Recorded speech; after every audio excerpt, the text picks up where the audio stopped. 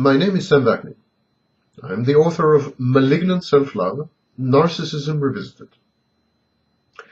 Asperger's disorder, erroneously known as Asperger's syndrome, can be diagnosed in toddlers as young as 3 years old.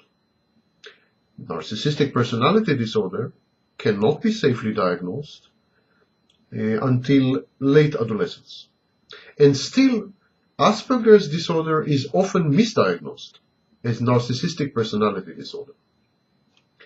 In both types of patients, both types of disorders, the patient is self-centered and engrossed in a narrow range of interests and activities. Social and occupational interactions are severely hampered, and conversational skills, this give and take of verbal intercourse, these skills are primitive.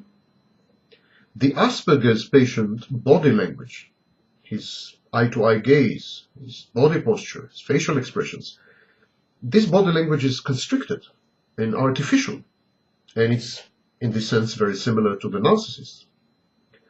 Non-verbal cues are virtually absent, and their interpretation in others lacking, again, in both types of patients.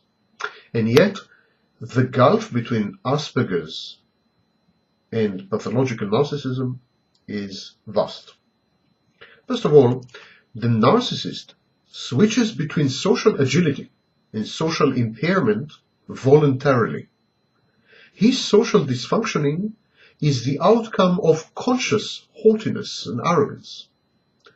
It's the result of his reluctance to invest what he regards as scarce mental energy in cultivating relationships with people he deems to be inferior and unworthy. But when confronted with potential sources of narcissistic supply, the narcissist suddenly transforms. He easily regains his social skills. He suddenly becomes charming and possessed of social graces and gregarious. So in the narcissist, social awkwardness is a choice. In the Asperger's, it's an inevitability. It's a feature. Consequently, many narcissists reach the highest rungs of their community, church, firm, or voluntary organization. They become pillars of the community. Most of the time, they function flawlessly. And this is not true of the Asperger's patient. The Asperger's patient often wants to be accepted socially. He wants to have friends, to get married, to be sexually active, to sire offspring, have children. He just doesn't have a clue how to go about it.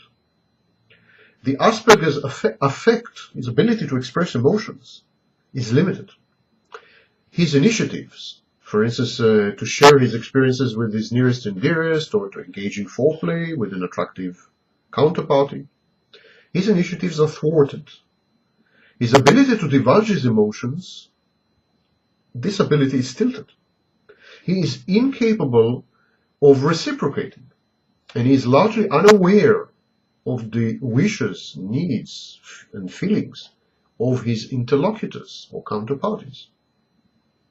Inevitably, Asperger's patients are perceived by others to be cold, eccentric, insensitive, indifferent, repulsive, exploitative, or emotionally absent. And to avoid the pain of rejection, Asperger's patients confine themselves to solitary activities. They are like schizoids. But unlike the schizoid, they don't do so by choice.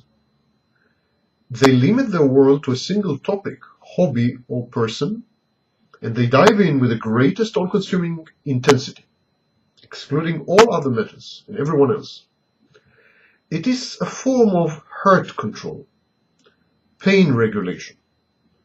Asperger's patients are subject to so much ridicule, so much mockery, and so much censure, social censure, that they simply withdraw. Thus, while the narcissist avoids pain by excluding, devaluing, and discarding others, the Asperger's patient achieves the same result by withdrawing and by passionately incorporating in his universe only one or two people and one or two subjects of interest. Both narcissists and Asperger's patients are prone to react with depression to perceived slights and injuries. But Asperger's patients are far more at risk of self-harm, mutilation, or suicide. Narcissists rarely engage in such behaviors. The use of language is another differentiating factor between Asperger's patients and narcissists. The narcissist is a skilled communicator. He uses language as an instrument to obtain narcissistic supply, or against his enemies or perceived enemies as a weapon, to obliterate them, to discard sources.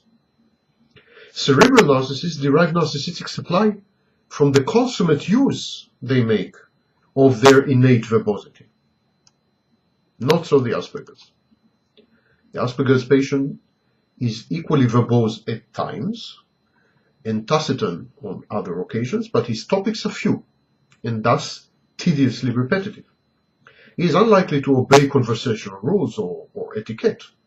For instance, Asperger's patients never let others speak in their turn.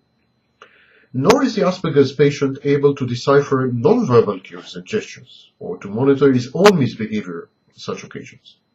Narcissists are similarly inconsiderate, but only towards those who cannot possibly serve as sources of narcissistic supply. When they come across people whom they believe can supply them with attention, adulation, and admiration, narcissists are attentive, they are considerate, they are empathic, they fake emotions wonderfully. Asperger's want to, but cannot.